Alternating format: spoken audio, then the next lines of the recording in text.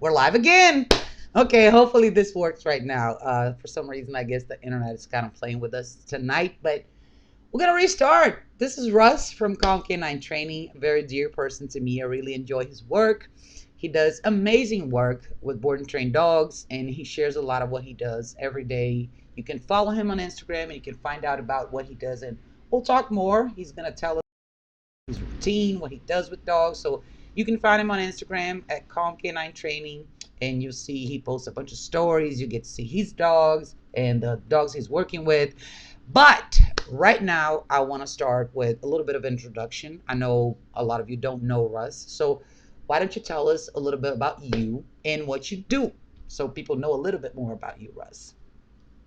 Hey guys, my real name is Malcolm Russell, There you go. but most people can't pronounce that, so I became Russ when I started working with dogs, and I love it. And I'm Russ. Um, I work out of my home in New York. I live in Far Rockaway, which is like a small part of New York City, kind of like a suburb area, I guess you would call it. Um, and I do board and trains, which meaning the dogs come to me. I do 3-week board and trains primarily. I do 1 weeks for puppies. And the dogs come to me for basic behavioral issues. So I don't work with any like extreme stuff, but basic behavioral issues. And essentially the goal of my program is to create a way of communicating with the dog that the owners can then take back to their everyday life to be able to have a better relationship with their dog. So the goal is really to help owners have a better relationship with their dog through a higher level of communication.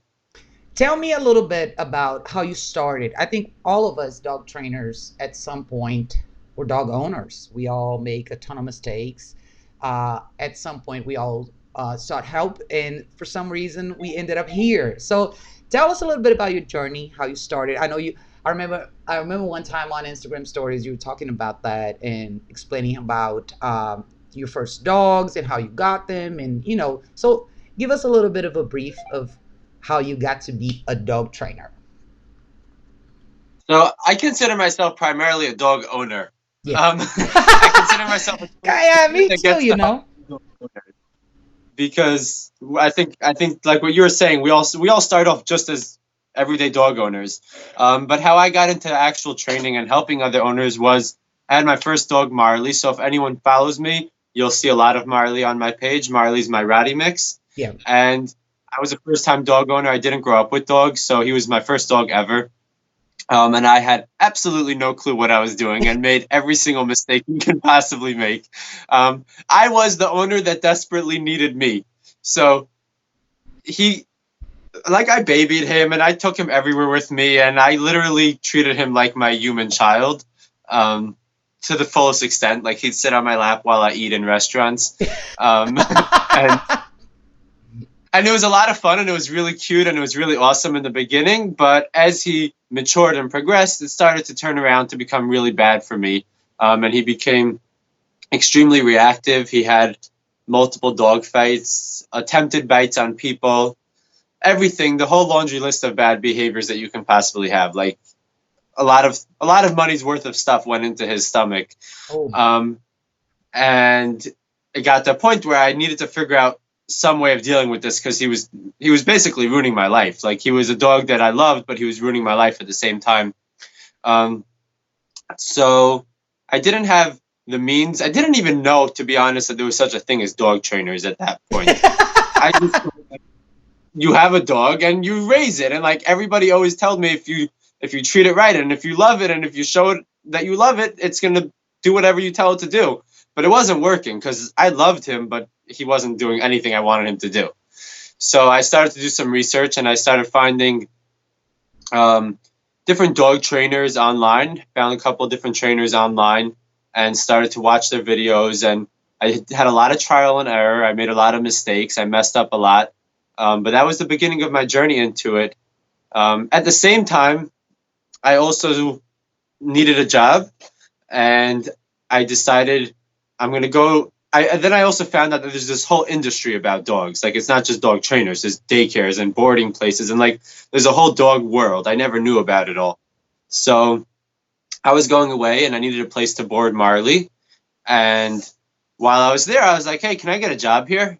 And they were like, kind of like pushing me off because like they thought I'm just another person. It's like, this is an awesome job. Can I work here? Yeah. So when I came back from vacation, I walked in and I was like, I'm here to pick up Marley, but I'm also here for my job application so that I can work here. And I started working there.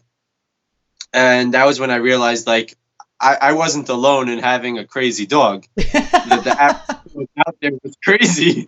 And that was like my journey into it. And I spent a lot of time with big groups of dogs. In this daycare where I worked, there was a daycare boarding facility. And eventually I started to realize that I wanted to work with dogs, but I didn't want to be a daycare person and I didn't want to be a groomer. I wanted to deal with the behavior aspect of it because that's really what was drawing me into it. And then it progressed from there. Yeah, a lot of us, this is kind of not exactly how it started. Like I knew more about dogs. I started studying dogs as soon as I got my first dog that passed away last year. And I was very much into the behavior part of it.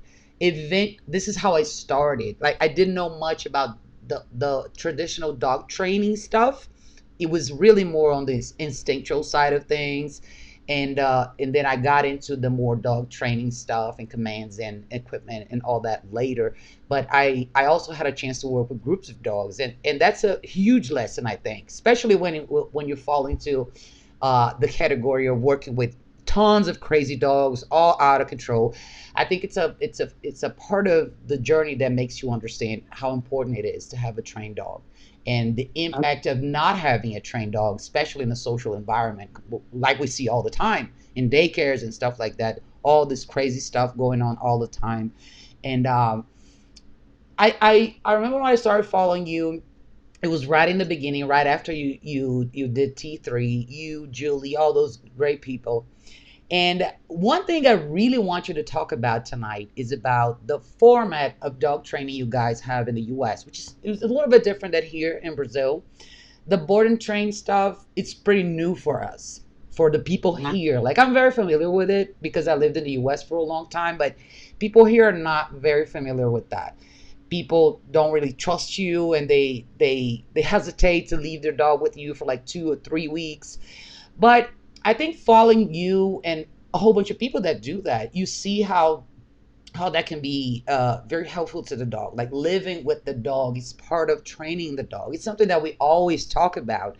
And here, most dog trainers do one-on-ones. Like we go to the person's home and we work with the dog there and for like a couple hours, and then we go back and go back. And it's so much harder because you don't have the entire structure in place to make the dog successful. So you only have a couple hours, and at the same time you have to work with the family to make them understand why you're doing what you're doing. So it's 2 jobs at once. You have very little time with the dog. So I want you to talk about the board and train stuff. Is it always been like this in the US? As long as you've known this market, but why do you think in America this is what people go for the most, the board and train style of training? So I originally, when I first started training, so I was still working at the facility and I was the trainer there. It was me and one other trainer that was there. So I originally was doing mostly one-on-ones. And it was out of the facility. So people would come in and we'd have a room just for training and I'd work with them for an hour and a half max was all I had. And it would be 6 sessions really. And it was kind of like cram as much as you could in to this short amount of time. Yeah. And hope the owner understands what you're doing and how to continue it, and hope that you're not overwhelming the dog too. Yeah. As opposed to with the board and train. Now we did board and trains there as well. The thing that I like about the problem that I had with that was that it's a board and train in a facility where the dog doesn't get the full extent of what I think a board and train should be. The way I look at a board and train is essentially when dogs come to me, they're becoming my dog for 3 weeks. Yeah. Which means that I get to see every single thing about them and work on every single thing about them. And what a lot of people don't understand about training is that obedience is the least important part of it all. Yeah. So obedience could be taught in one-on-one lessons easily because any good dog trainer can teach a dog how to sit, lay down, place, recall, all that stuff. It's just a basic technique and routine, right? We all do it all the time. And many owners can do it. Many dogs that come to me know how to do those things. But what's missing is the behavioral aspect of it. Like, just because your dog knows how to sit, does it know how to not jump on people? Does it know how to not growl at other dogs? Like, those two things are not connected. Walking nicely on a leash is, like, in a heel, is not the same thing as not being reactive. Yeah. Or any of the many behavioral issues that we see. So in order to really help a dog with those types of behavioral issues, you're training the dog's mind, which means you're training the whole dog. Yeah. Right? And you're teaching it essentially a new way of living. And to teach somebody or an animal a new way of living, you have to live with them. Yeah. You have to have that. So the way I look at these board and trains, it's like the dog has a reset, right? Yeah. I tell everyone I work with, your dog is already trained. You've trained your dog. Yep. You've taught it what's allowed. You've taught it what's not allowed. You've taught it how you want it to think about you, how you want it to think about other dogs. Everything that it does is because you've taught it to do that. Obviously not consciously, but you've taught it to do that. Now your dog needs to be taught a whole new way of living, and the way that your dog learned everything until now is by how you lived with it.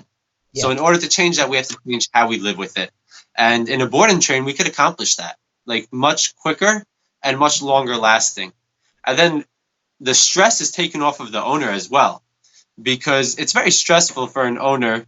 Any of us who have been owners who struggled with dogs, we know that, like, it's extremely stressful to throw everything you've been doing out and redo everything and change it all and do all the teaching and learn all these new tools. Yeah. Like, everything. And also have a job and be a normal person at the same time. Like, it takes everything. So, like, that's where, like, us dog trainers come in, where we're like, hey, all we want to do is just work with dogs, so give it to us. Yeah. We'll deal with all that stuff. Now all you need to do is just continue everything in this new way of living, and you'll slip right into it. And I find that it's so much less stressful for owners. When I first started after T3, I was doing one-on-ones in owners' homes, similar to, like, how you do it. Yeah. Going to the owner's home, but what was happening is I wasn't able to reach the owner's level of what they wanted out of it, because they didn't realize the work that they were going to be putting into it. Yes. Right? As opposed to me saying, I'll do all the dirty work for you. All you got to do now is just live this new way of living. Yep. When I did the live show with Josh and Julie, we were talking about that. And for me, every once in a while I do board and train, because I live in an apartment. It's small. I have already 3 dogs, so I can only have one board and train at a time. But the level you achieve with a dog that lives with you is so much higher. You get to, it's exactly what you said. You live with the dog, you get to, and I do a lot of outdoor stuff, not like you, because I'm not blessed to have all that space and wonderful stuff, settings that you have. But this is the city, so I have to incorporate the dog into my everyday activities. I'm lucky enough to live in a neighborhood where dogs can pretty much go with you everywhere. Like, you can go to a restaurant with the dog, you can have lunch with your dog inside the restaurant, you can go to the mall, you can go to all these little stores around the street, like around the neighborhood. You can go in with the dog. So I try to incorporate the dog into this kind of activities, because dogs that live here in the city, they have to be able to do that. They're probably not going to be able to, they're probably not going to have the opportunity to run off leash most of the time, because we really don't have those open spaces unless you travel like 2 hours away. But in here, what I see is that people have a hard time incorporating their dogs into their lives. Like, I went to the hair salon with the dog. Like, I can go in and cut my hair, the dog can be there with me. So we have to be creative in dog training. I believe that. And we have to try to bring the dogs in so the dogs can be a part of our lives, right? And I really love the board and train stuff. And it's really something that I'm talking about a lot on my channels here, because I think people need to understand how they can benefit from that. And you said something that's very important, like a new dog owner, he doesn't know anything. He has no idea what he has to do in order to get that solid recall, or a dog that stays in place for a couple hours, or a dog that doesn't mess up in a crate. I mean, they don't know. And like you said, they have other jobs, they have other things to do. So I think it's a lot easier. And I know because most of the trainers here, they do just one-on-ones. It's mainly because they don't have enough space, or they don't think that they can do in their apartments. And this is one of the things that I want you to share, because I think it makes you very unique. Most of the other dog trainers that I follow, some of them have training centers or bigger places or live in big houses. You are the closest to me in terms of space. Like when I see your videos, I say, okay, this is just about the amount of space that I have and a lot of people here have. So I think you can be a great reference for all the people here that think they can't do it. Oh, I can't do it because I don't have a whole bunch of space. So talk a little bit about that, because I think this is I don't think I think it's a misunderstanding that you need a lot of space to train a dog. yeah, Because think like let's use recall as an example, right? Just as a simple behavior, but that every single dog needs to know, right? When I teach recall, all it means is I use the word come. Some people use here. I use yeah, come, right? All I need the dog to know is that word means that wherever you are, you should be right in front of me, yep, right? So I don't care if that's 1 foot away or 50 feet away. To the dog, that's the exact same thing. yeah, And essentially, all those nice recalls, like when I'm out in the park and you see dogs recalling from far away, that has to start 1 or 2 feet away from you in order for the dog to really understand what it is. yep, So what people don't understand a lot of times going into this, I think I see it with a lot of trainers who are starting, is like, I can't start doing board and trains till I have a facility, or I can't start training dogs till I have my own house with big property, and like I need 50 acres of land, and like all these crazy ideas. That's beautiful. It's great goals.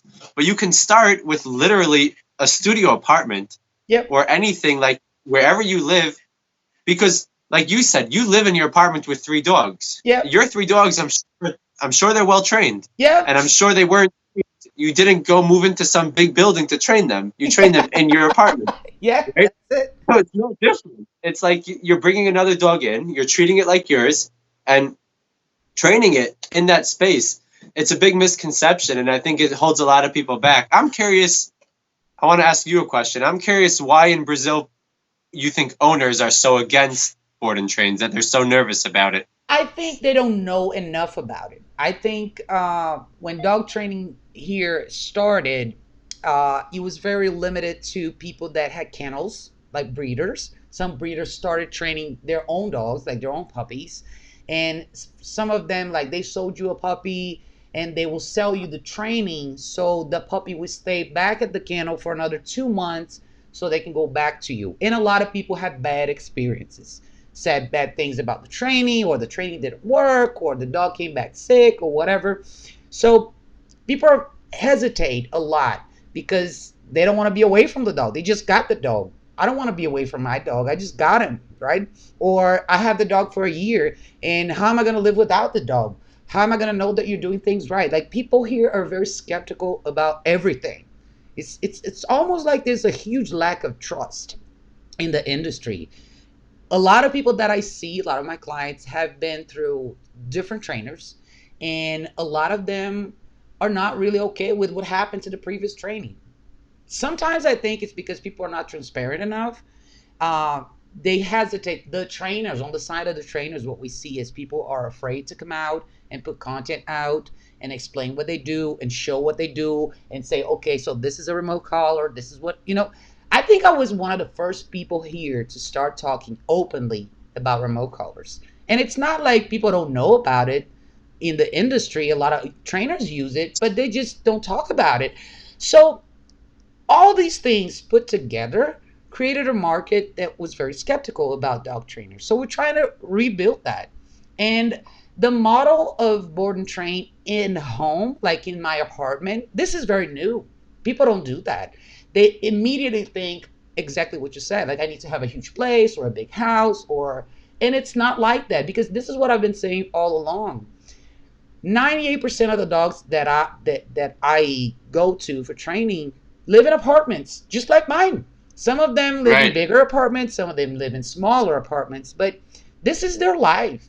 If I bring a dog and expose him to a huge environment with a ton of things that he can do, but he's going to go back to a small apartment where he has none of those choices, what good am I doing? So I need to come close to the family and understand, oh, this is your environment. This is how you live with your dog. I'm gonna bring him here, and it's gonna be pretty close to what you have there. All I'm gonna do is reset your dog, just like you said. So when I have the opportunity, I bring dogs here. Of course, I have my limitations because of the apartment. It can't be a very huge dog. So, but when I have that opportunity, it's awesome. It's awesome. Like, of course, the industry here is very. We don't have a lot. I believe one of the biggest problems we have here, we don't have a lot of trainers able to speak out in a way that people can trust what they're saying. And this is starting now. I'm not crediting myself because I know a lot of people put out videos, but I started doing something that people are not doing, which is sit down and talk to people. Okay, like you said, oh, well, send me your questions. I'll sit here and answer. I do it every week. I'll sit here and people join the live show and we'll talk about everyday struggles. What are you struggling with? If I can help you, I'll help you. And this is something that here in our culture means money. So people, all the trainers start asking me, why are you giving all that stuff for free? You could be making money off of that. But you don't make money, you don't build respect or trust in your community until you give something away first. This is what I believe. You have to get, how is it that somebody's going to hire me if they don't know anything about me? They don't know how I train. Why would they put their money in my pocket? And this is a very new thing here. People are just now waking up to that concept because internet is facilitating that. You don't need to be invited from a TV station to talk. You can have your own channel right here. Everybody has it. Facebook is free. I think that it's free. Go ahead. I think the disconnect that like a lot of trainers who are saying like, why would you give that out for free? I think what the thing that a lot of people don't understand, and I guess this is business in general, it's not just our industry, every industry, is you can either make money right now, not that much, in order to answer somebody's questions, or you can answer every single one of their questions and be as transparent as possible and have a client who's not just a client, but they care about you and they're your family basically, and they want to come back. And when they get the next dog, they come back. And when their friend gets their dog, they speak to their friend about you. And you become the first word out of their mouth when they hear dog is Raquel, right? Yep. And because this is the person who was there for them before they even did anything for you. You were doing things for them before they did anything for you. Yep. So of course they want to give back, and it comes back so much more. It's looking at a bigger picture of what you really want out of like your business and out of helping people, essentially, is what it's really about. Is like, do you really want to help, or do you just want to make a quick buck? Yeah. Right. And it's nothing wrong with making money. We should want to make money, but like we should want to be helping people, and that should be the biggest currency of it all. And when you do it really to help people, it comes back way more. Like I don't know, Gary V. Yeah, right? I watch him all the time, and and this is something a lot of people that watch him sometimes I think they struggle to understand. And it is what you give first. It's always going to be what you give first. And it's the, I think in the era of internet, we have a lot of good things and a lot of complicated things. People want things instantly. I want the money right now. Okay, I know how to train like this. I want to a lot of people to pay me now, but it is long term. I think I am a good example. I started my YouTube channel, I think 5 or 6 years ago. There was nobody in my channel. So what I started doing was I would go on Instagram every week and I say, look, whatever training questions you have, put it out here in the comments. I'll make a video on YouTube. I'll respond to it. All of it in detail. So I started doing question of the day series where like people would send me gigantic emails. I'll respond to all of them. All of them. This is how I started my YouTube channel. And then I started filming myself with my own dogs. I tell this to every trainer. You don't need a client. If you have a dog, you have a dog there. This is what you can show people what you do with your own dog. And then you create that community that if you're doing this with your dog, it can't be that bad, right? It's your dog. So they get familiar with it. So it's a normal language. I don't think everything is about, don't get me wrong, I need money. Everybody does. But it's long term. I gain so much more long term. Like my channel grew so much, and Facebook page and Instagram and all that, because I take the time. This is one thing that Gary Vee talks a lot. Take the time to respond. People send you a comment, respond to them.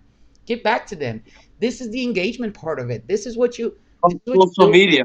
Yeah, this is what social media is all about, engagement, right? So if we don't have that conversation, if we don't open that dialogue, things are not going to happen, because we have a lot of trainers here that say nothing. They just post a picture here and there of a dog, and they say, "Oh, if you want to know more, here's my phone number, or hire me, or I'll give you a discount." And this is so shallow. I mean, there's so much more you can share. And these Right. people, okay, they get clients right off the bat, but because of the price, and they're always struggling with the price, they're always taking a whole bunch of clients, but not making enough money, and they don't understand why. So I think the industry here is reinventing itself, at least in some parts. There's a lot of people here that are learning how to do this now, and they see the benefits of sharing more content and showing people what to do. Simple things. I tell people all the time, you don't have to hire me. If you watch this and this and this video, you get a head start. If you struggle, you can let me know. I can help you. But every time I go see a client for the first time, a lot of people say, "Okay, so how do we set this up? How many times should we schedule for you to come here?" I say, "Wait, I want you to try first. Maybe, just maybe, you won't need me next week. Maybe. Maybe you will. If you do, I'll be here. But I want you to try, because it really is a human industry. It's a service for people, right? I Yeah. think we're servicing people most of the time. And the dog is just a part of that equation. You just want to make that dog fit in that family. And the family have that mindset of, okay, now I have a dog, and this is what it means to have a dog, or at least the dog that I want to have, right? Let me go ahead and read some of the comments. A lot of people said hi. Anna said hi. Jessica said that, oh, the YouTube, the first version dropped, but this is the one now. Tai said hi. Hi. Hey, everybody. Nice to see you here. Bagala said, hey, to our inspiration. Thank you guys. Thank you guys for being here. Claudia said hi. Marlene, hi. Matthew, hi. These are all the people here. These are all the people that are usually here on the live show. They love you all. They love all your content. They watch you all the time. So most of them won't be able to write in English, but I'll tell you what they mean. Okay, so Anna asked a question. Let me go ahead and translate it for you. She's talking about separation anxiety, and how a lot of people have the need to have the physical contact with the dog constantly, right? And then she said this is one of the issues with people hesitating and leave the dogs for board and train, because they don't want to be away from the dog. Even though the dog has problems, the dog has severe anxiety sometimes. I've seen people that are unable to get out of the house, but yet when you present them that option, they just hesitate. Oh, I don't want to be away from the dog, right? So, oh, Lou said hi. So, what do you think? Have you ever seen things like that? I don't know how the scenario is in the U.S. related to that, but I think people probably are most likely more inclined to a solution. What do you think? You think there's a difference? Have you seen I cases? think that, yeah, I mean, of course, there are people who are like, I love my dog so much and I can't leave it for 3 weeks. It's too much, or whatever the program is. I can't leave it for that long. And to those people, like, not in a nasty way at all, but my response is, so either find a trainer who will do one-on-ones with you, because they exist. This is not the only way of doing it. But the real thing is, think about, are you really going to be able to help your dog if you can't leave it for this amount of time? Yeah. And how badly do you really want that help? And how much is this really messing up your life? Yeah. Because if it's really as bad as you make it sound, you, the dog owner, if it's really as bad as you're making it sound, then you'd be willing to do whatever it takes. Yep. And if you're still like iffy about it, then you're still okay with the fact that the dog has these issues. And I don't mean that at all in a cold, not nice way. I just mean it as like, you're not ready for the help that I have to offer. Yep. Right? So I'm not going to convince them that this is what they have to do for their dog. I'll honestly tell them that if they're not ready for it, they shouldn't do it. And I'm always here for them if they decide they are ready. But there's a ton of trainers who do one-on-ones, and I'm sure you can find one. I'm sure you can find the same thing. Like, if anyone that doesn't feel comfortable with any part of my program, I'm saying there are people who don't want to use e-collars, right? Yep. Then I'm not the right program for them, and that's okay. Yeah. And you'll find one that is the right program for you. When it comes to like people having separation anxiety from their dogs, just to touch on that one for a second, because I think that was part of the question, right? Yeah. If you have separation anxiety from your dog, you will never be able to help your dog with its issues, and you will never be able to help your dog with its separation anxiety. Yep. You are the problem, and until you become enough of a person, like build yourself up that you don't need that as a crutch, you're hurting your dog. You're using your dog as a crutch and essentially pushing it down with your weight. Yep. It's very common. I've seen that a lot. But one thing I tell everybody all the time, especially the young trainers here, is that how two things walk together, and which is you being open enough about what you do as far as content creation and putting your work out there, so when people find you, they have an idea of who you are. And if they struggle with stuff like that, they probably not going to be a match with you right off the bat. Or if they eventually contact you, you have enough material to send back to this person and say, look, before we go any further, please take a look at this. This is what I do. Make sure you're okay with that. If you're not, then I'm not for you. And I do this all the time. This is one of the greatest lessons that I've learned throughout the years with a whole bunch of people. Jeff, Gary V, all these people that throughout the realm of dog training and entrepreneurship, that you learn that transparency is the key.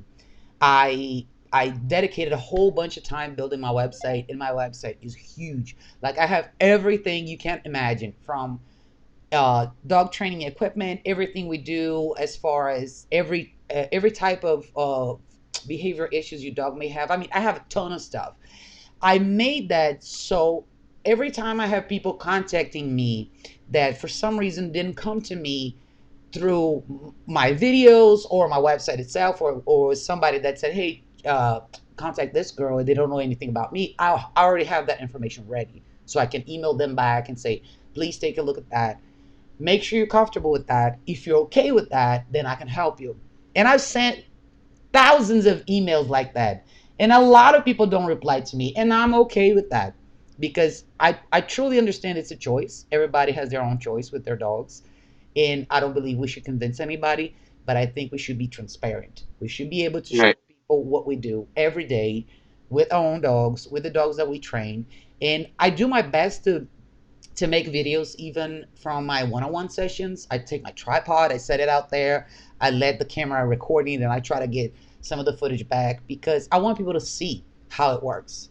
And I want them to understand what's coming, what the e-collar is, and why we use it, and why it's important. And you know, sometimes people don't want it, and that's fine. So I just think that information and transparency eliminates frustration for both sides, right? I think the goal of obviously, like, when I put out content, I'm putting it out for anybody. I want to help people. But I also want it to be that if somebody finds me, or someone's recommended to me, or they come upon my page and they can get to know me and get to know what I do and how I do it, and a lot, almost everything about me. Like, I share a lot besides for dog training. Like, I share my life because I want people to know me as a person, so that by the time they pick up the phone or they DM me and say, hey, I want to talk to you about it, by the time that happens, it's like, we already trust you. We already see you. We know you. Now can you just take our dog? Right? As opposed to me having to be like, hey, I train dogs. And then they're like, but who are you? Why the hell would we send our dog to you? Like, you're just some strange guy. It's like, we already know each other. There's so many times when I go to people's houses, I pick the dogs up for the board and train. So there's so many times when I go to people's houses to pick up their dog, and people are like, I feel like I know you already. I've been watching you for so long. Like, it feels like I'm finally meeting you in person, but I know you. And like, that's the point. So now, like, there's all of that trust that would take a long time to do if you were trying to make a sale. All of that's already done. Like, social media does that for me, obviously through the work, you're putting out content, but and then there's already a relationship built. So essentially the client is saying, you don't need to convince me. I'm already convinced. I'm already want to do what you have to offer. And for trainers who are just starting, Like the number one way that you can get clients and that you can build a trust and that you can, because like the reason why people are not doing board and trains in Brazil essentially boils down to trust, Yep. right? Absolutely. And if you want to build trust with people, it's not going to happen over a phone call. Yep. Like nobody has a 10-minute or an hour phone call with somebody and says, you know what, like I'll give you my dog. Like it's not how it works in real life, and that's why nobody's doing it there. But if you start to share everything about yourself, that's way more than an hour phone call, and share everything about what you do with dogs, how you do it, total transparency, answer questions, become a part of their daily life essentially. Yep. So when you're a part of their daily life, every single day they're seeing you, and every single day they know everything about you, and when they DM you respond, when they make a comment you respond. Now, like by the time they realize you're the right fit, you don't even have to convince them. You just have to give them dates of when you're ready to start. Yep. That's exactly what it is. It's funny because people have a hard time understanding that here. I'm talking about the trainers.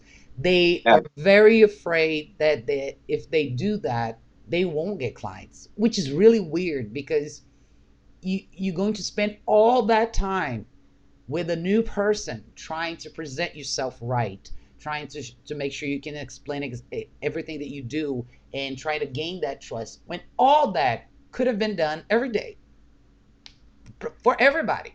And there's a lot Yeah. of fear of judgment, and other trainers will see and they will copy me or they will say bad things about me. And none of that matters. No. None of that matters. In the end, none It's of all, but like when it comes to trainers, it's like I'm not trying. Like, of course, unfortunately, it's just the way it is that trainers are gonna talk shit about you. Yep. They're going to judge you. They're going to rip you apart. It's just the way it is, unfortunately. Yep. And dog owners will do that to you. Dog owners who don't like the way you do things.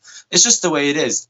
But essentially, that's only helping you because Yep. that's boiling down exactly who you do want to work with to come to you. And the ones who don't, they're going to leave on their own. They're going to be like, I don't like this guy. I'm not working with him.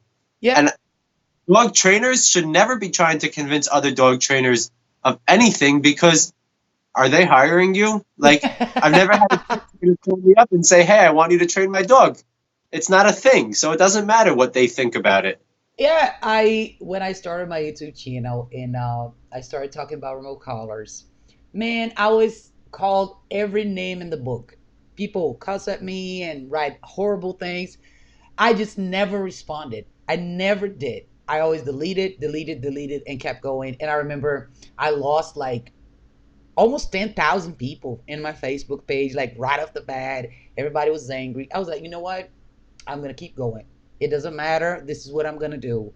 And over time, you gain a whole new community, a whole bunch of new people that come in and say, this is great. I want to hear more about it. And those are the people that you should be talking to, not everybody else. So I don't engage. People ask me, oh, you don't get mad. I say, you know what? I don't get mad. I don't care. I really don't. I think that the greatest value you put out to the people that actually need it, these people give you so much gratitude. They send you messages. People send me presents through the mail. People that I've never met. They say, hey, can you give me your address? I just want to send you something. You helped me so much. And people that never gave me $1, nothing. It's just watching what I do. And I think this is the greatest gift ever. If we're here on this earth, it's to help people in one way or another. Yeah. And you get clients from that too. You get a whole bunch of clients, but you get better clients. You get people that are really able to work with you. They want to do the work with you. And it's so much more rewarding, right? I think this is the path. I really do. I think it's hard for a lot of young people because of the struggling economy. They're all afraid, oh, I'm not going to make money. But you will. And once you start doing it, and I always say have a plan B too, right? It's always good to have a plan B. What else do you know how to do? Plan B. I say have no plan B. Go all in so that if you fail, you know you're losing everything so that you're motivated to do it. But that's just not everybody. That's just the way I look at it. It's like I talk about plan B because economy is very fragile here in Brazil. It's tough. This is a third world country. People don't have enough money. I mean, people struggle a lot here. So I say, you know what? What else do you know how to do? There's always, I truly believe everybody on this earth has a gift. Everybody knows how to do a few things. And remember when Gary Vee did that $20, I think it was a $20 challenge or something like that, that you could just go to your closet and get a whole bunch of things that you don't use and you sell out on eBay.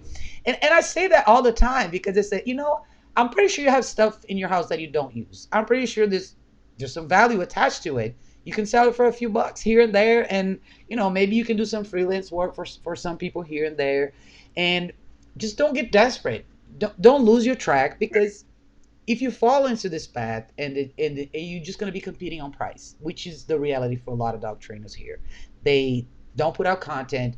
They're afraid. So in the end, all they have is price. And they say, oh, I'll charge you a little bit less, a little bit less, a little bit less. And then in the end, they're just working 16-hour days and not making enough. And is that a solution? I don't think it is, right? But I go all in too. And I do other things. I try to develop my skills in different ways, because we never know. But I like writing. I spend a lot of time on my website so I can monetize my website. And I write for other people that want me to write. So it's all content creation if you think about that. If you think about sitting here and making a video, it's content, it's information. And you can get that same information and put it on your blog. It's a different format of content creation. And all that. Yeah, go ahead.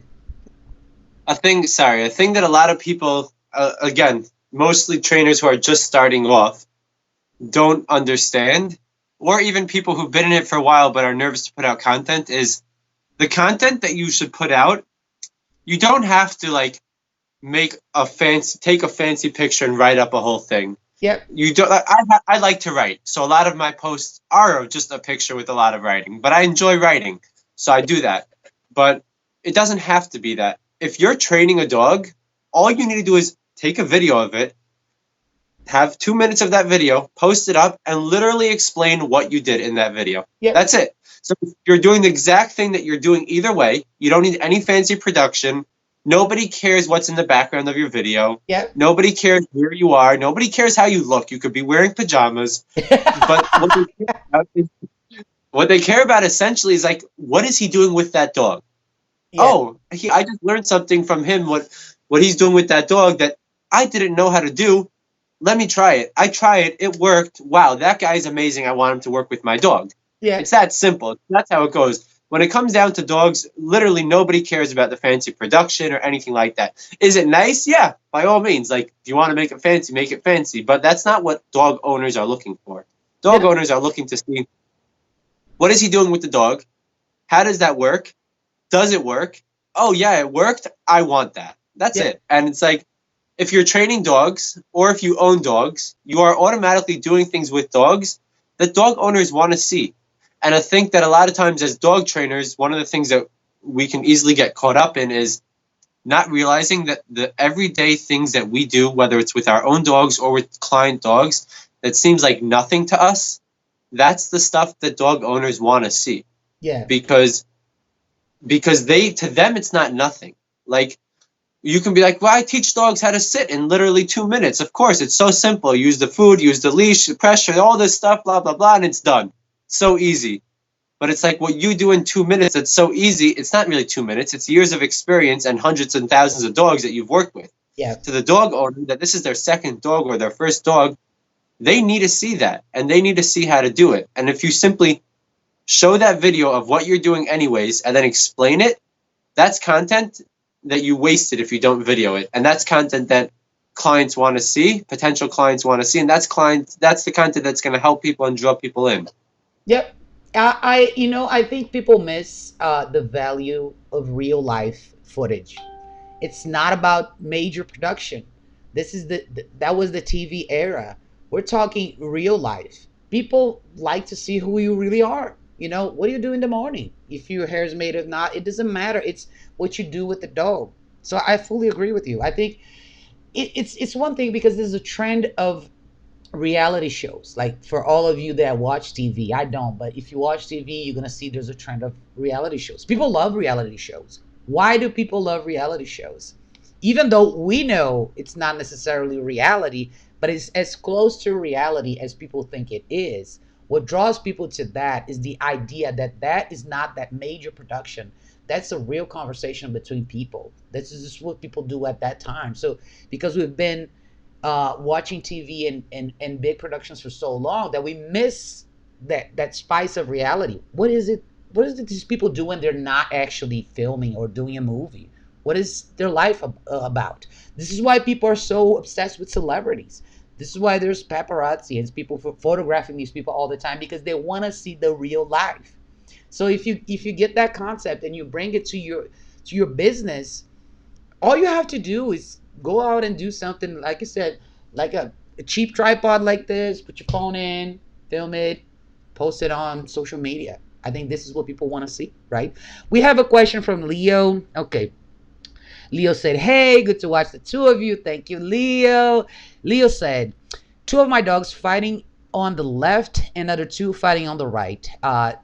That's what I had to do. That's what I had to go through today. Guys, I'm on the verge of giving it up.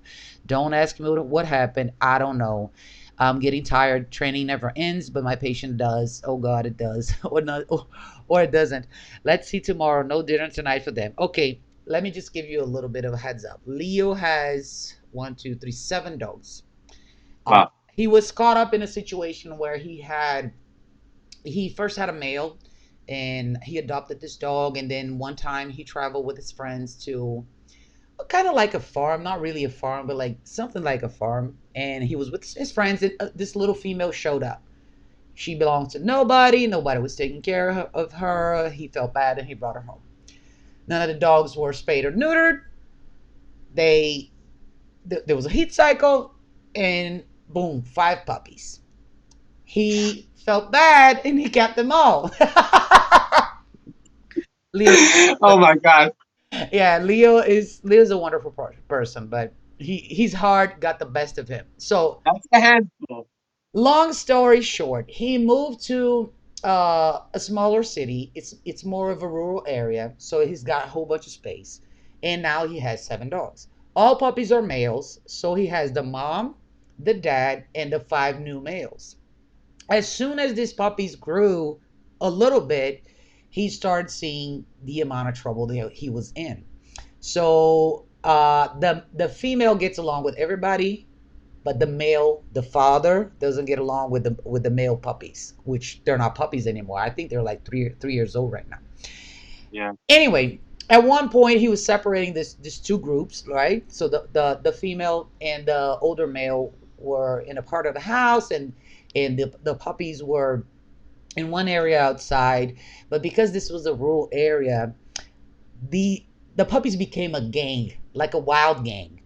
And at night they dug a hole in the fence, so they all at night they would go out and like kill the chickens from the neighbors, like real wild dogs. Like this is true. He can tell you that.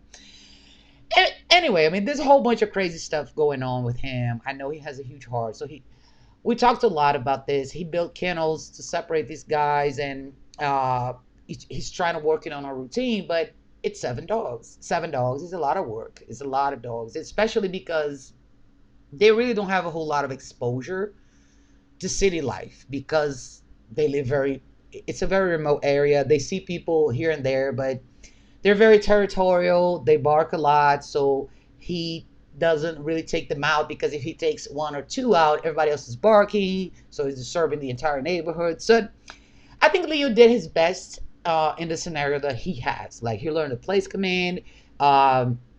He started creating the older dogs. I mean, he did what he could. But in the light of all that I just told you, do you have any advice for my dear Leo? It's a tough one. I don't know. It's a tough one. It's a tough one. Honestly, though, get yourself a stockyard whip that you can practice and learn how to use it properly with a group of dogs and practice safe socials. I think if you can do that properly, that could be very beneficial for a group of dogs like that, because essentially you have a pack. Yep. Like you have a legit pack, Leo. Oh yeah, this is the true pack. Everybody, this is family. like I have 3 dogs, but they're all like separate and they sleep separately at night, and like they're not a pack. You have a bonded pack that's been together forever. They've never been separated. Yep. And so like pack life essentially like really needs, obviously all dogs need leadership, but these dogs need it like more than any other dog for everything that you're describing to me. And I think that when you're doing group socials and you as the human are able to really take that role as leadership very strongly and show every single dog in that group that they are all equal to each other and that you're above all of them in the hierarchy level, it's a big mindset shift in a group setting like that. I used to hang out, like I worked in a daycare, and I learned a lot about socials, because that was essentially what it was anywhere from 10 to 40 dogs in one big room together, and my job was make sure they don't fight and keep them quiet. Yeah. Right? And I had no training how to do this. I was just told that's my So I was kind of like Leo, except like I got to go home at night and not deal with them. But one of the things that I learned was the power of, like, number one, stockyard whip. It's a great tool because it's an extension of yourself, and it changes the way the dogs think of you, because now you have a way to get in between them, to move them, to correct them, and all of that stuff that's important, right? Another thing that's very important for group socials, if you're going to do this, is you to always be in motion. Yeah. So say you have like all the dogs in one room, all 7 dogs, right? It's 7. All 7 dogs in one room. You're never staying still. So the dogs are starting to, you're kind of moving like in a circle like this with the dogs, right? Yeah. So the dogs are moving, you're moving. And every time 2 dogs get too close to each other, you use your stockyard whip and you move them away, and then you slip your body right in between them and continue moving them. And I've seen a powerful shift in dogs overall when you have that setting. That's really what, and like obviously continue doing what you're doing, having them all sleep separately at night and things like that. Yeah, he built kennels for all the 5 puppies. They don't interact with the male, the father. They don't get along. They got into fights before. They can be with the female. I think for Leo, what drains him more is in this last 2 years that I've known him through the internet is the mentality shift and understanding the amount of responsibility that he took in, because it's the amount of time. Even when we talk about social social yard moments, it's not going to be throughout the day. The rest of the day, you still gonna have to rotate the dogs. Everybody goes into their kennel and training these dogs to be in their kennel quiet, and he doesn't have a remote collar or none of that because that's not accessible to him right now. But then he can quiet these dogs so he can walk the other dogs. So it's a constant stress. And I truly understand it. My heart goes out to Leo and to all the people that got themselves into this situation. But I think there's a lesson to be learned in leadership there. And you said something that's very important. This is a natural pack. This is a DNA pack. This is not 2 or 3 dogs that you got to your home in different times of your life. These are brothers. They were born together. They're never separated. So there's a huge bond, a very strong one. So you have to be stronger than that. If you wanna be relevant to this group, you're gonna be taking a risk of, like, you really need to face that. It's a very different posture. It's not just, okay, you guys, I love you guys. No. It's different. You're talking about the most wild side a dog can get or can be, if you think about that, because they rely on each other a lot more. It's almost like they don't need you. They have their own, like, they're gonna challenge you. They're gonna challenge you every step of the way. It only makes sense, like, they're gonna fight. Like, there's this one male who's been the leader, and then they grow up and one of them is like, screw you, I want to be the leader now, let's fight it out. Like, that's animal life, that's nature. And like, the only way for you to really change that is to step in and fight it out with them. Obviously not fighting, but like to step in and say, no, none of you are leaders. Yeah. And there's only one. That's essentially not treating them like they're not pets. No, like, they're not. And I know it's hard because Leo has a huge heart, and I know he loves these dogs so much, and he's been trying his best to do everything he can. But the lesson, if you think about this, you have puppies at home, and a lot of people think, oh, they're gonna love their mom and dad. No, the male, especially if when they start growing, I'm talking 5, 6, 7, 8 months, they want that old leader out. They want to Yeah. they want to eliminate him. They're like, okay, I'm old enough. I want that position, and I want it now, and I'm willing to kill you for it. This is what animals are like, and I Yeah. like to talk about that because today we're distancing ourselves so much from the nature of the dog that we forget that they're predators. We forget that they're able to do stuff like that, and they are. And the reason why I told him at the time, have kennels, one for each. Maybe it's not going to be realistic for you right now to keep all these dogs. You're going to have to create and rotate for a long time, maybe forever. Having all of them together, it's really something that depends on how can you be relevant to all these 7 dogs at the same time. Can you be that person? It's funny for me, the dog that taught me the most was my basset hound that passed away last year. It's funny because everybody thinks about a basset hound as a very laid back dog, and he was in a lot of ways, but he was the strongest dog in terms of posture and leadership that I've ever had. He was the dog that fought me the first year and a half to 2 years for that leadership role. He would just challenge me and try to bite me and say, no, I won't do this.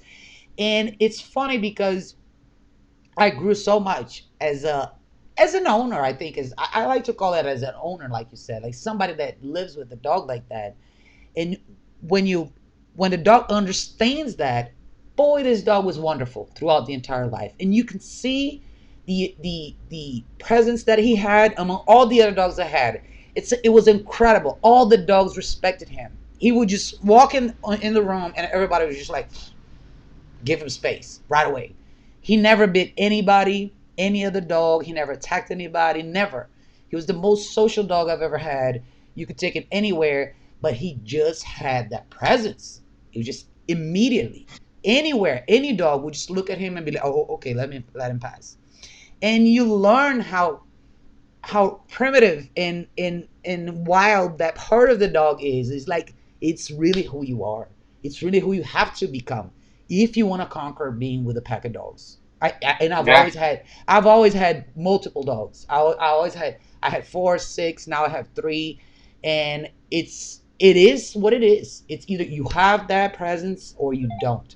And the dogs do not lie. If you don't have it, they will challenge you, and they will just show you, okay, I have no respect for you. So I feel you, Leo. I know it's the dogs will see through it right away. Like, they'll see through. You can use all the tools. Yeah. And you can, like, train all the obedience and everything, but dogs will see through, like, what are you really underneath that all? Like, underneath your big tough facade, like, who are you really? Your dog's gonna see right through that, and especially with packs, like real packs, like what you're describing to me, like that's nature, and they sense it before you even before you get into that leadership costume. The dogs already see, like, okay, we can get away with this guy, like, right away, like he's nothing. Yeah. It's like, yeah. Like if somebody, like, walks onto stage and they're a performer, and immediately when they walk out, like, you feel like this guy,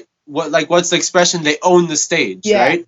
Because they could be one person on a huge stage, but it doesn't look weird. They take up that whole stage with their presence. That's the way it has to be with dogs.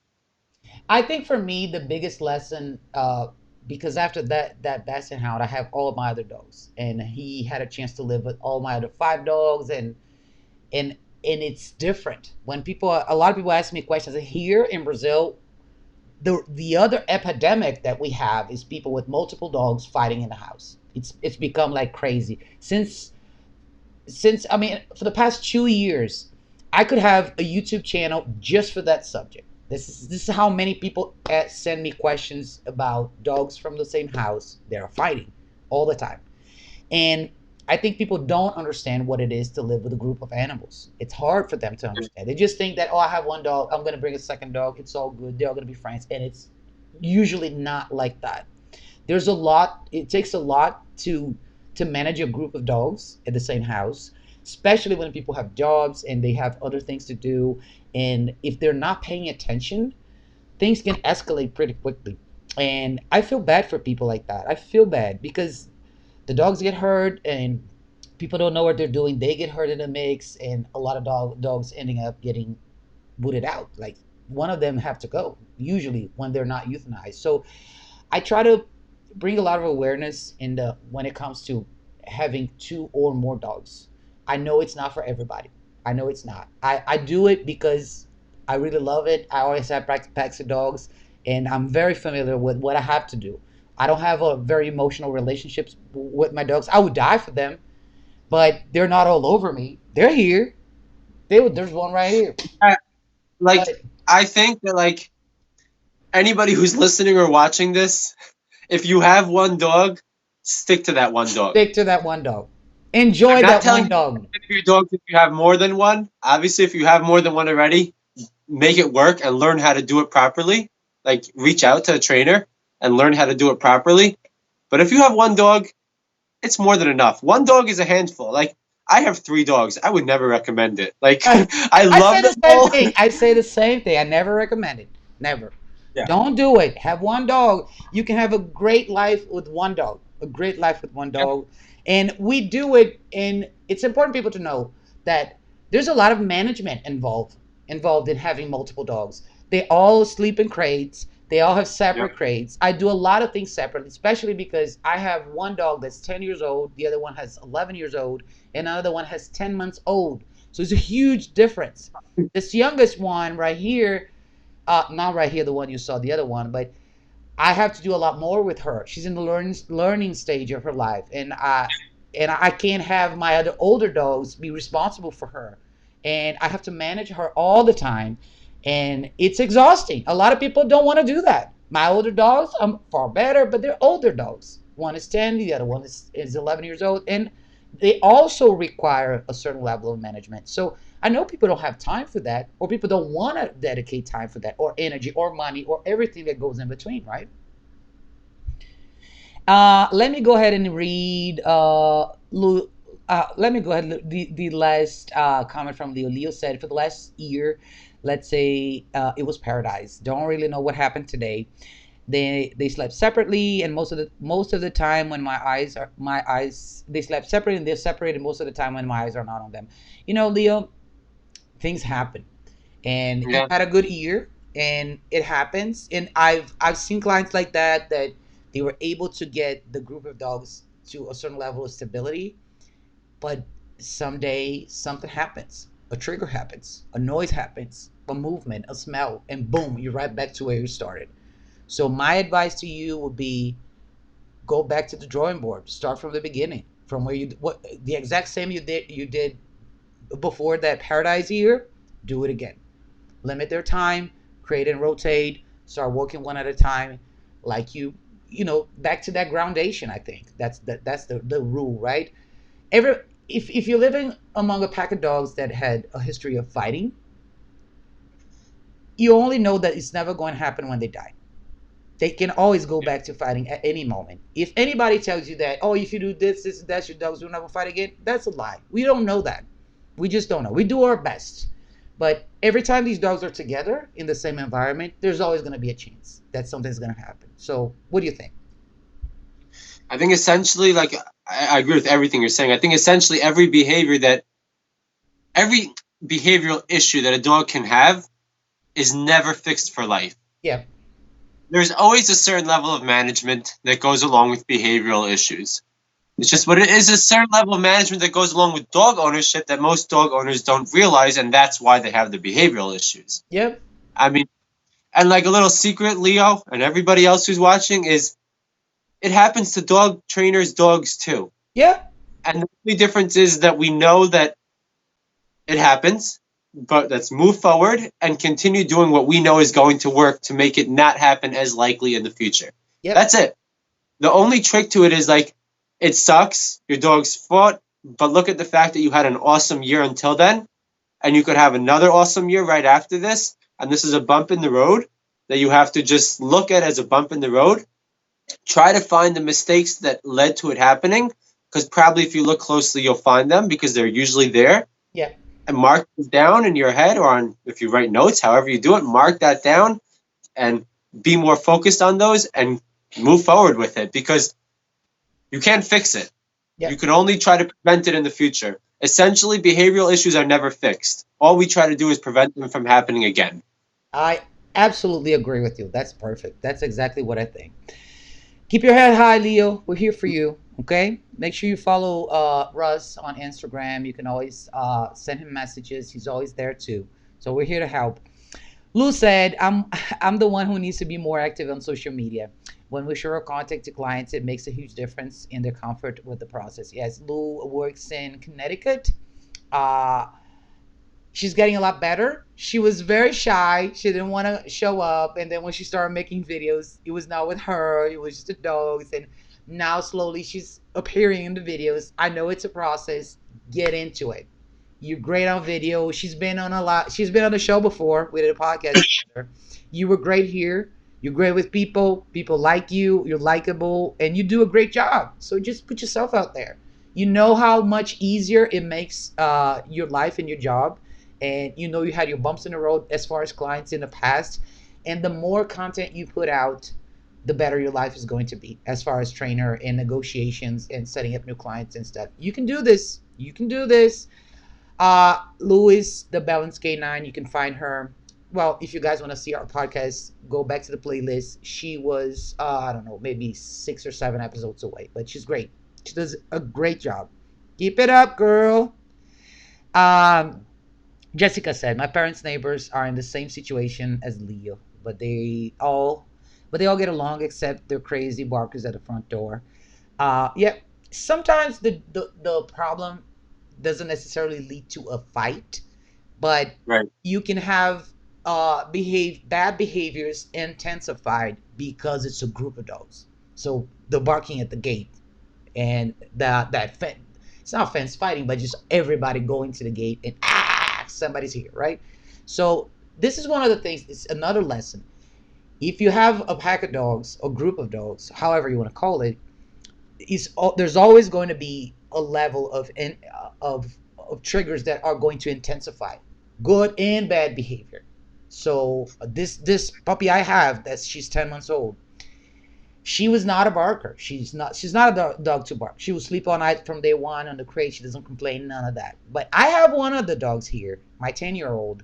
She's a dog that likes to vocalize. Every time she's excited or something new is coming, or, there's, somebody in the hall or something like that. So if I don't correct Lucy, Emma is going to start to do the same thing. I already noticed that every time Lucy gets a little bit excited, she looks and waits, and if Lucy barks, she goes ahead and barks too. So you have to be very aware of those little things, because these are the behaviors they're going to learn. It's much easier for a dog to learn from another dog than to learn from you. We're different species, so we have to make our way in. Another dog is natural. They just have to look at it. Oh, this is how we do. Okay, this is how we're going to do. I think we have to remember, dogs are pack animals. Like we are group people. We're group beings. Our survival rate increases according to the size of the group. So we want to belong. This is why a lot of people have anxiety or are very emotional, because we want to belong. And in the technology era, a lot of people are lonely at home behind the keyboard. And in the end, we just want to belong. Dogs want to belong. And if there are multiple dogs in the house, they might fight here and there, but they want the pack to stay solid. This is what's going to guarantee their survival, right? What do you have to say, Russ? What do you think? Yeah, I think that the thing that most people don't realize with groups of dogs is like the key thing that you were saying of how they feed off each other. Yeah. Right? If you have one dog and it barks, it's no big deal. But like, what was the girl's name? Jessica, who said that? Yeah, Jessica. So like, for example, like that group of dogs that's running to bark at the front door. What's happening there is one dog gets extremely excited. Another dog gets extremely excited. They all get extremely excitement. And then there's just this high level of excitement in the air. And all you need is like a tiny something, tiny trigger in that moment of excitement for one dog to bite another dog, for one dog, because there's this high energy in the air. So when one dog is barking and it's just one dog, there's energy in the air. But it's easy to just cut that down. But if you have like a gas leak, all it takes is a tiny spark for it to become a massive fire, right? Yep. That's what's going on there. It's like, it's no big deal. They're just barking at the front door. But what's the next step that's going to happen from that one little spark that's going to trigger them? That's what concerns me in those situations, because that energy level gets so much stronger when it's a whole group feeding off of each other, right? Like, it's not just one little flame, it's a whole bunch of twigs together that makes a massive fire. Yep. So yeah, that's something to be aware of and not just push it under the rug. Be aware of it and just. As soon as there's more than one dog in the situation, the whole dynamic changes. The energy changes. Everything changes. Whether they're a pack or just two dogs in the same room, everything changes automatically. Yep. Lou said a big pack is not for everybody. Absolutely. I absolutely agree. Leo said, thank you so much. Things will get tougher over here, but you get through this, Leo. You can do this. You remember where you were 2 years ago. Remember what you achieved. We're here for you. You can let me know. And Russ is here too. Check him out on Instagram. DM him if you need help. We're here for you. You can get through this. Debbie says you guys are amazing. Thank you, Debbie. Thank you so much. I think it's important to talk about. I think I've been emphasizing a lot the pack mentality thing inside the home, especially here in the big city. These dogs are kept in small places. People are still getting used to the idea of crates here. This is very new here in Brazil. 5 years ago, it was an outrage when I talked about crates. People thought I was crazy and I'm not going to put my dog in a cage. And now it's getting a little bit better, but a lot of people still struggle with that idea. And unfortunately, because of that, so a lot of these dogs, 2, 3 dogs, sometimes more than that, spend the entire day together. And we have no idea what they do, and fight starts and dogs get hurt and people don't understand why. They don't understand why we have to separate the dogs. And if I have to say one thing, I've had multiple dogs for 12 years. My dogs have never had a fight. None of them. The ones that passed away and the ones that are here now, I never had a dog fight in my house, ever. The reason is I don't let it happen. I foresee scenarios that if I see that something might bring a little bit of stress to one individual, I'd rather have them separate. And I don't leave my dogs out when I'm not here. Even my oldest one, they're all crated. And a lot of people are like, oh, why do you do that? They're so good. Yes, they are. But I want to keep them this way. I don't want to take any chances. And for us that are successful in keeping packs of dogs intact without fights is because we take those measures. We don't take chances. And a lot of people want to jump too soon into, oh, I don't think they need a crate anymore, or they can sleep together, or they can do this. Don't take that step. Please don't. Keep your dog safe. I say this to everybody. Safety first. There's no reason why your dog should be roaming around your house when you're not there. Or they should be roaming in your bedroom at night when you're sleeping, or they should be roaming around the house when you're taking a shower. Why? Ask yourself why. Wouldn't it be better for your dogs to be in a crate, nice and calm, where you know they're alive when you get out of the shower or when you come back? So I think we thrive on safety and management. And this is probably why I never had a dog fight. This is what I have to say. Yeah. This is one thing that I tell everybody all the time. So tell people about how your routine. You have 3 dogs too, Russ. Yeah, I have 3 dogs. Anyone who follows me will know my dogs because I show a lot of them. I like to show my routine with them, and they're part of my life. And if your dog comes to me for a boarded train, then it'll be part of your dog's life too, because like the dogs are always together. But when I say always together, I don't mean they're just hanging out with each other. Let me clarify that. Yeah. They're always in the same space as each other. Yep. So I have 3 dogs. I'll be very honest. 2 out of 3 of my dogs sleep in their crates. One of my dogs, my older dog, she sleeps in my room. Yep. But if I'm leaving the house, if I'm training other dogs, if I'm not with her, she's in a crate. So she has a crate set up with the other dogs right here behind me. And if I'm not with her, she's in a crate. If I'm sleeping, she's sleeping in my room. But the reason why I use crates is because I have 3 dogs. Every single one of them is an individual. They are all different. I can list you their personality differences and you'll see it wouldn't work.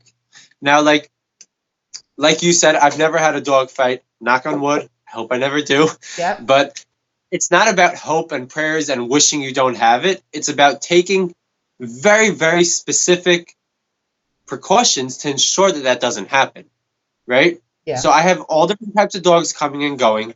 I have my 3 dogs who are all completely different. And the reason why there was never a dog fight is because, like, the best way to prevent the best way to not have a dog fight is to prevent it, right? Like, there's no trick to it. If you already have to break the dog fight up, it's too late. Yeah. Right? But the idea is, and I speak about this a lot in my content because I think it's something that so many people don't understand. Socialization, right? So people say, well, if you don't let them hang out with each other, how are they socialized? If you don't let them play with each other and do whatever they want all day with each other, they're not socialized dogs. Really? Well, think about it like the opposite. Like, as humans, since everybody loves to humanize dogs, right? Like, we all do it, even dog trainers, it's what we do. Think about humans. If you walk down the street and every person you see, you just jumped on them with a big hug and you just wanted to, like, play and chase each other and, like, you'd be considered antisocial. You'd get locked up really quick, right? But with dogs, we consider all these antisocial behaviors as social. What's considered social for humans is essentially coexisting with each other, right? Yep. That you and I can walk down the same street with each other without me punching you in the face because I don't like your shirt, right? Yeah. And like if I punch someone in the face because I don't like their shirt, like, that's obviously very antisocial. There's something wrong, right? No one's going to be like, oh yeah, that makes sense. That's how they work it out, right? Yep. But with dogs, it's like, oh no, they're not fighting. They're just working things out amongst themselves, right? There's so much of a, like, we humanize them, but then when it gets to this certain level, we're like, oh no, that's just what dogs do. They figure things out that way, and they just play, and they have their own way of doing and their own way of communicating. So what I strive for is, no, let's teach dogs to actually coexist with each other, which is essentially what socializing means for all animals, is coexistence, right? Whether it's humans with each other or dogs with each other or dogs with other humans, it's coexistence. And the way to get that is through management, right? So, like, I break it down into a step-by-step process. When dogs come to me, the very first thing that happens when dogs come, for most dogs, is they go into a crate, right? So I'll have Hendrix, Mama Bear, Marley, those are my 3 dogs.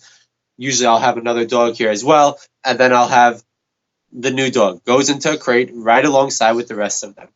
And the very first thing that new dog learns is, if I bark at these other dogs that are here, I'm going to get in trouble. I can't bark at them. Oh, I can't bark at them, and they're not barking at me. I might as well lay down and do nothing, because there's nothing else to do in this crate, right? So we stop all the crate nonsense. So the first thing that dog is learning when he comes in here is, I'm literally right next to 5 other dogs that I've never met before, and the only thing I'm allowed to do is do nothing. And that's socialization. That's teaching a dog how to go into a new group of dogs without having to be crazy about it and just to be neutral to it. And that's how, essentially, from that builds the foundation of why there's never a dog fight.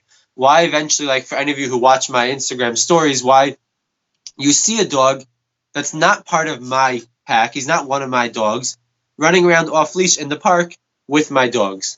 And there's never an issue.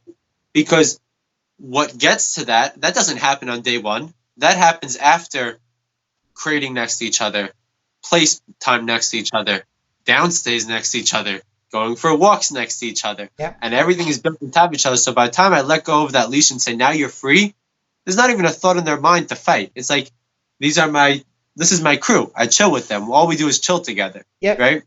It would be like if you have a group of friends that you've been going out for coffee with every single Sunday for 10, 15 years, and one Sunday you just decide to punch one of them in the face. Like, Yeah.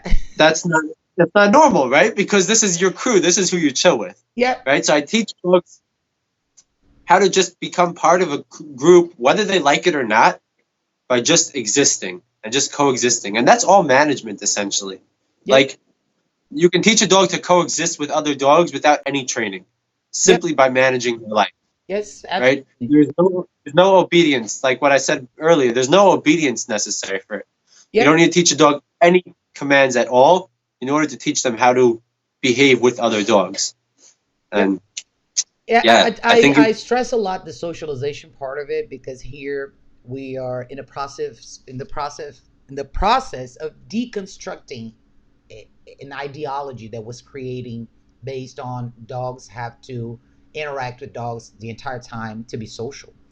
And we that have multiple dogs at home, I'm not sure how this applies to your pack, but here I always had members of the pack that didn't really like that kind of stuff.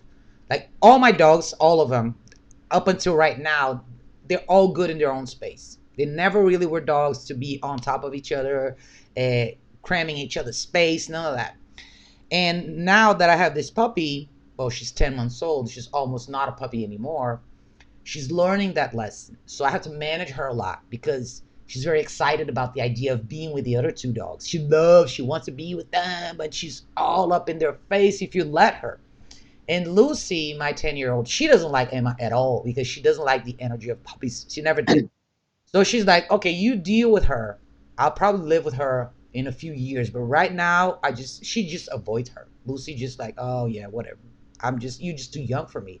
So it's important for us, the owners, the people, to understand how to create those boundaries. And so there's a lot of place command. There's a lot of crate time. I do a lot of things separately with Emma. I put Emma to watch a lot of things that I do with the other dogs. So distance, right? Respect and distance from other dogs. Because if I let her run loose, it's impossible. She's a high drive dog. So you have to respect each member of the pack. And this is how she learns how to respect other dogs outside. Because I take her everywhere. She's 10 months old, but she goes everywhere with me. So I had lunch today with her in a restaurant. She's that's fine. awesome. She's fine because she knows that. I've been doing that with her for the past 5 months. Every week I take her to a new place that I want to go, and I want her to be calm and quiet. So she's not freaked out about the fact that there are other dogs out there. She knows that. The dogs that she gets a little bit more excited are my own dogs because of the dogs that live here. She gets to see them. She's like, oh, you're here. And I'm always slowing her down. So there's management involved in a lot of times. And this is what makes it all successful. So like you said, it's really not a lot about training. It's more about focusing on the behavior itself. Of course, training helps. I love training.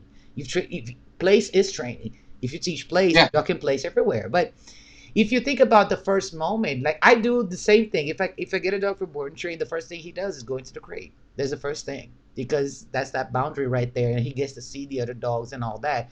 And but I mean, if you have a dog that coming into your space right now, and you have multiple dogs, and you want to avoid a fight, just keep him in a leash. Restrain movement. Stop the dog. We talk about this all the time here in the show. Let's say you know nothing about dog training. Put a leash on the dog and stop him. Create space, stop the dog. Eventually, if you do nothing, your dog knows no commands. If you stop the dog, don't let him roam, don't let him go anywhere. Eventually, he's going to sit. Eventually, he's going to lay down simply because there are no other options. So, those are the Yep. things that make sure that social dogs, this is how we start creating social dogs, right? This is what we do. Who else? Who else said, Matt said, love Matt Newman said, love you, Russ. Here it is. Yeah, I love you too, Matt. Okay, we've been on for like an hour and a half almost, but I mean, we could talk for hours. Russ is such an amazing guy. There's so much to talk about. I mean, the dog training realm is so full of uh, different layers, and I think before anything else, we're owners. We're humans, right? We're dog owners. We're humans, and truly, I think we want to live in a world better for us and for our dogs. I really think about that. I really wanted people to take control of their dogs so they can actually live well with their dogs and explore the possibilities. Like you said one time in your Instagram stories, you said the world is your training center, and that's what it is. You, regardless of where you are, I'm sure you can explore your areas. I'm sure there are different things you could do with your dogs if you just have control of the dog you have. If you just understand social behavior in general and what you expect from your dog to do here and inside the house and outside. I tell people all the time here in Brazil, people don't have the habit of, let's say you invite me to dinner. I could go to dinner in your house if my dog is well behaved, because all I need to do is bring a dog that's not going to pee and poop in your house or bark at strangers and just lay down while we have a conversation. That's pretty achievable. But people don't think about that. They just think that every time they go somewhere, they can't take their dog because their dog's not going to behave. So if we just work towards that, and if we remove that block to think that's not possible, because it is possible. It's about how bad do you want it. Imagine if you can destroy that wall and just, oh my God, how big the world is going to be. How many other things you could do Big with your dog. have bigger goals. Yeah. Like so many dog owners, like they're I try to help expand their thinking of what they could have for their dog. Like, you don't just want your dog to not jump on you. You want your dog to not jump on you and a bunch of other awesome things so that it's a part of your life, right? Like, Yeah. we don't have these dogs for too long. They don't live long, right? And like, why not give them the most you possibly could? And like, it doesn't take a lot to do it. Essentially, it's not. And obviously, people will say like, "Oh, you're saying that as a trainer," but as a dog owner who's been through that struggle, it doesn't take a lot. It takes changing the way you do certain specific things with your dog and redoing your lifestyle a little bit. And then you have a dog that's like I'll use Marley as my example, like the same dog that used to fight with other dogs and run away from me. He'd run around my whole neighborhood and then come back and he'd just be sitting on the porch like, and like he'd make me chase him. Like, he fought with people. Like, he was a bad dog, right? Yeah. Now he comes with me and he's off leash all the time. Almost every single day he's off leash. But there's still a level of management to it. And I know that. And because of that management, that's what enables him to have such a big world, that he comes with me. He does things with me. Like, that if you would have told me when he was pulling me down the street trying to bite people that one day I could have a dog that's going to go off leash and swim in the ocean and go to farms and have fun with me, like, I would have laughed at you. Yeah. But I want owners to open up their mind a little bit to the goals that are achievable, and don't limit your goals with your dog. Like, really, like, expand it, make yourself huge goals, and then do whatever it takes to get there, because life's going to be so much better. Yeah, absolutely. There's a lot more we can do with our dogs. We don't have to be limited to a walk around the block and that's it. So that, like you said, it's a short life. It's like this. Like, I lost a dog last year. I lost a dog 2 years prior to that. It's one day it's over, and you have to take it while they're here. Just do the best you can. Just think, open your mind. There's a lot you can do with the dog. Guys, that's it. Otherwise, we won't stop tonight. So I want to thank Russ for being here. He's an awesome person, and I'm sure he's going to come back to the show sooner. There's a lot to talk about. We could probably do this every week if we wanted to. And thank you, all of you that came here to the show, that was able to watch live. You'll be able to catch the replay on YouTube, Twitter, Facebook, and the episode should be available on podcast tomorrow. So thank you all very much, and I'll see you soon in the next episode. Thank you, Russ. Thank you.